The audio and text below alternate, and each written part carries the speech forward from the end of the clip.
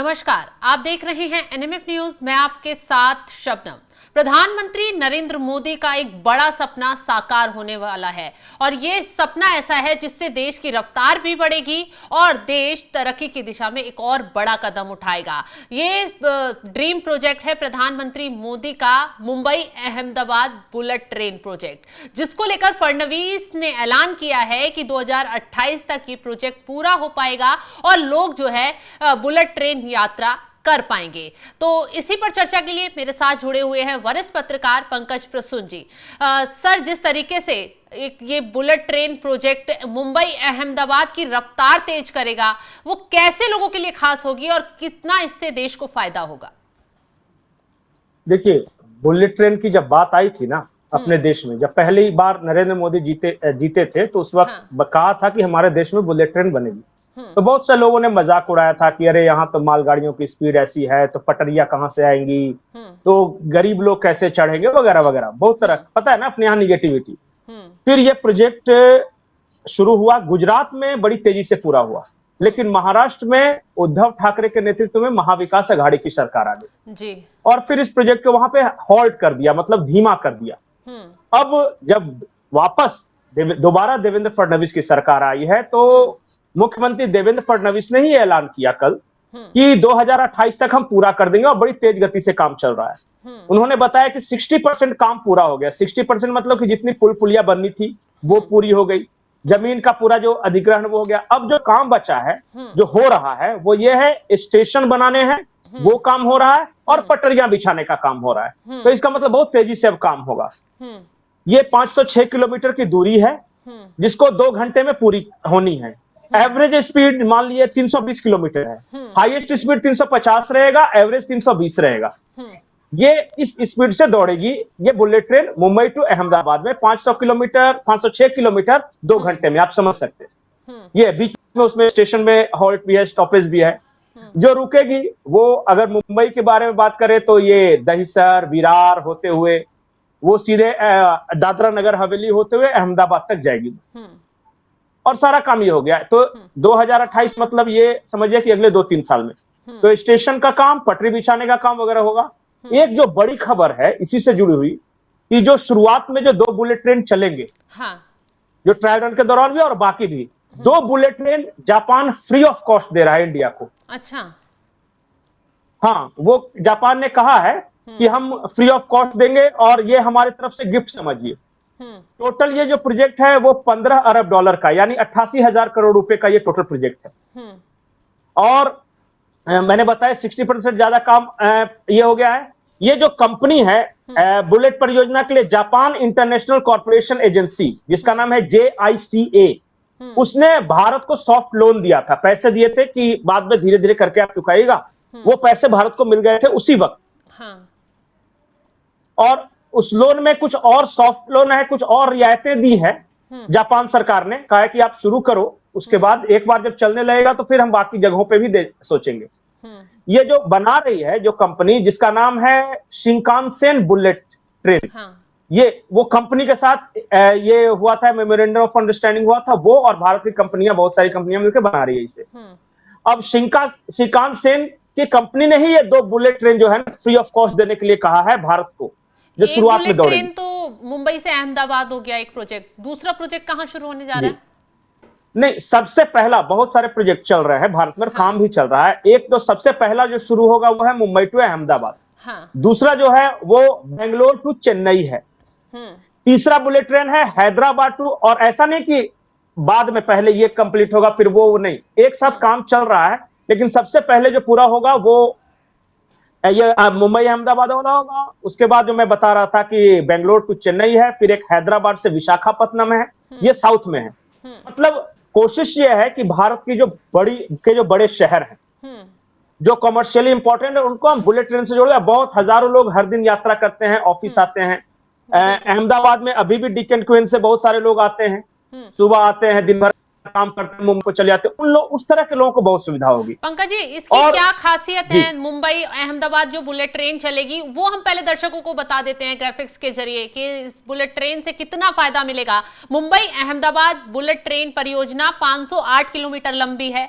Bullet train के शुरू होने के बाद मुंबई से अहमदाबाद की यात्रा मात्र 2 घंटे 60 मिनट में पूरी हो जाएगी। ये परियोजना महाराष्ट्र, गुजरात, दादर नगर हवेली से होकर गुजरेगी।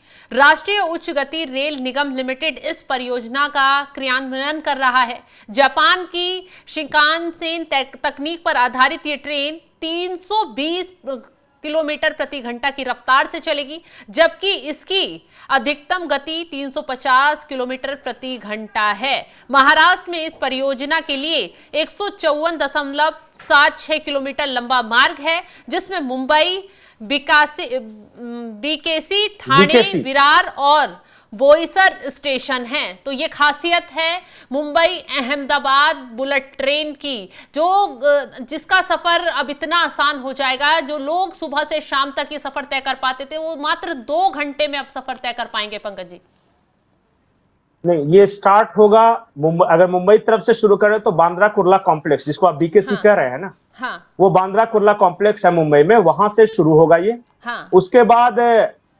ठाणे, विरार, दहिसर स्टेशन है, ये सब अभी भी स्टेशन है। और हाँ, और वो होते हुए फिर चली जाएगी गुजरात में, एंटर कर जाएगी। फिर वो गुजरात में अलग अलग स्टेशन है, उसमें ग्राफिक्स से बनाया हुआ है, वो दर्शक देख भी सकते हैं।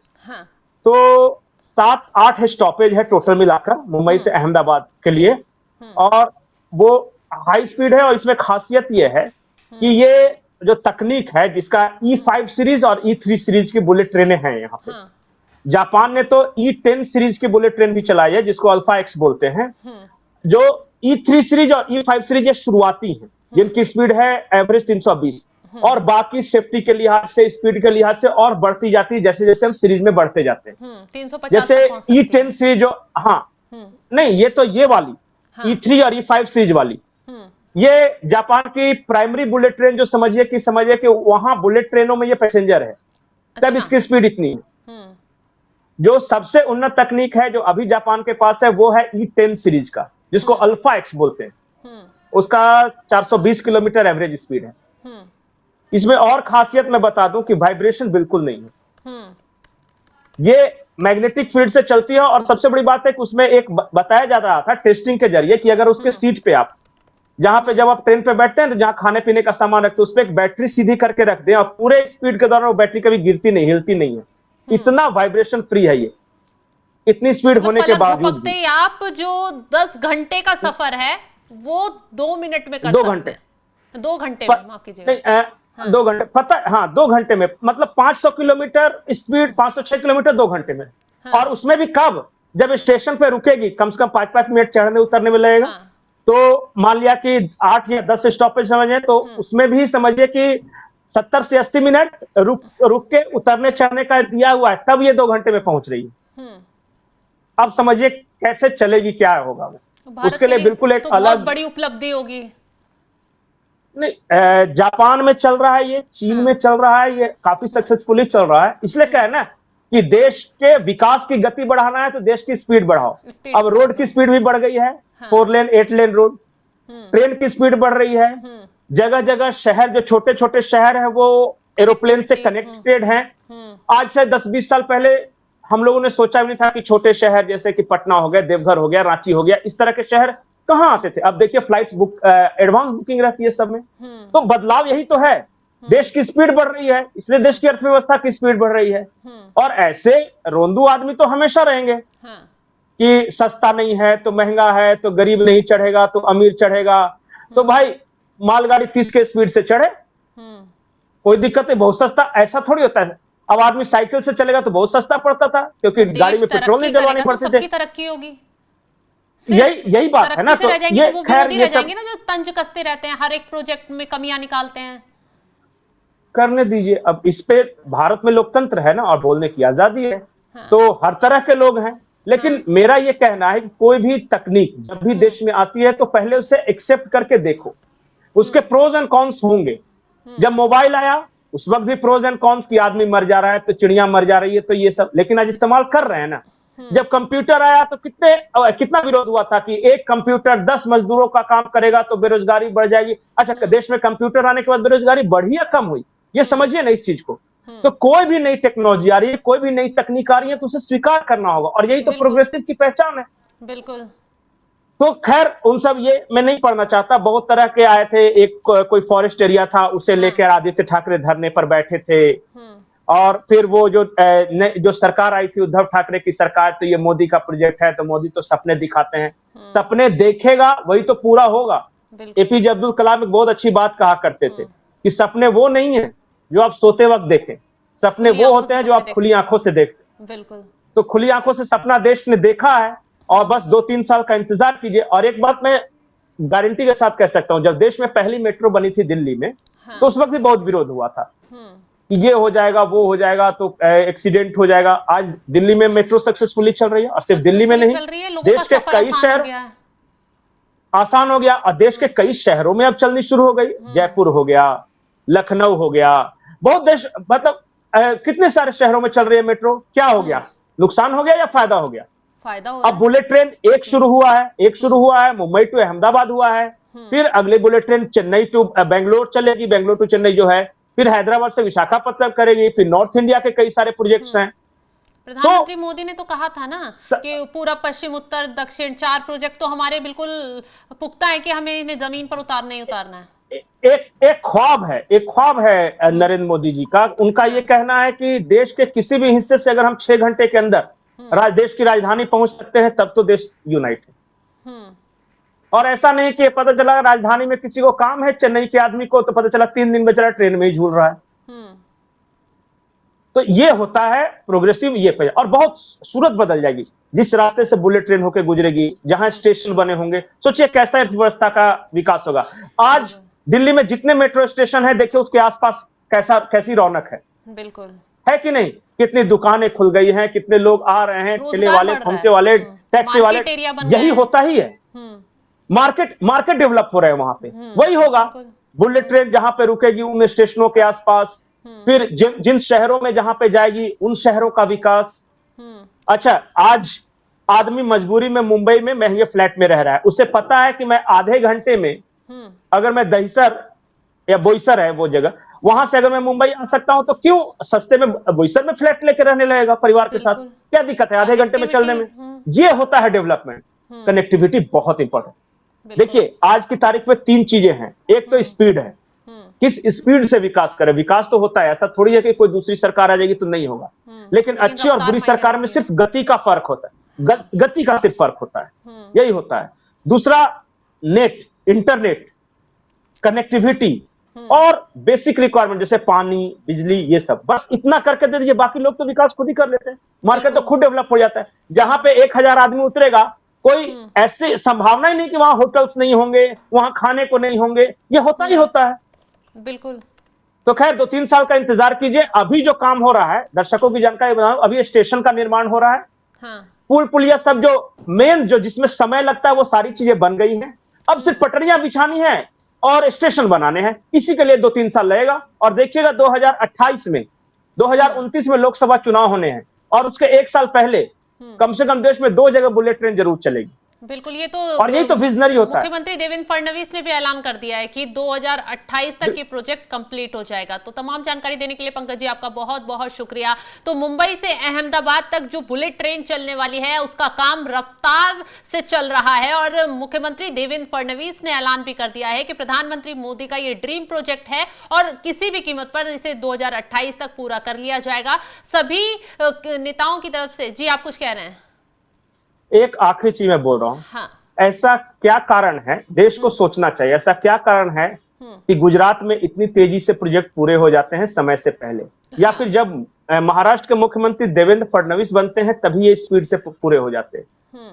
ऐसा क्या कारण है कि कुछ ऐसे राज्य हैं जहां प्रोजेक्ट बहुत डिले होते हैं?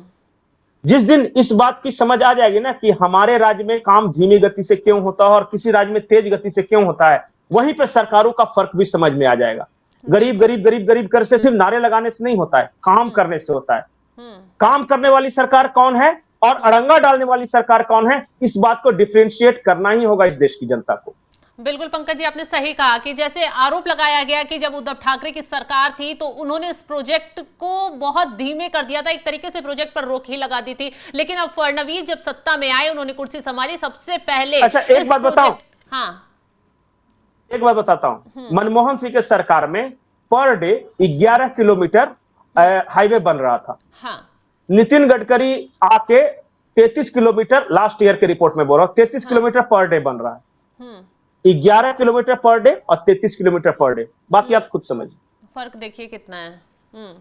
तो बिल्कुल जनता इस पर अपनी राय जरूर बताएगी। लेकिन जिस तरीके से ये प्रोजेक्ट अब कंप्लीट होने जा रहा है, ये मुंबई से अहमदाबाद के लोगों के लिए और बाहर के लोगों के लिए भी बहुत बड़ा प्रोजेक्ट है और खुशखबरी है, क्योंकि 2028 से अब लोग बुलेट ट्रेन का सफर मुंबई से अहमदाबाद तक कर पाएंगे, अपने काम आसान कर पाएंगे। क्योंकि जो रफ्तार, जो स्पीड इस बुलेट ट्रेन की होने जा रही है, जो सफर 8 घंटे 7 घंटे में तय किया जाता था, अब सिर्फ 2 घंटे में तय हो जाएगा। तो ये बड़ी खुशखबरी देवेंद्र फडणवीस की तरफ से जनता को दी गई है। उन्होंने ऐलान कर दिया है 2028 तक ये प्रोजेक्ट कंप्लीट हो जाएगा। फिलहाल इस खबर पर आपकी राय क्या है, कमेंट कर जरूर बताएं और तमाम खबरों के अपडेट के लिए आप जुड़े रहें एनएमएफ न्यूज के साथ। नमस्कार।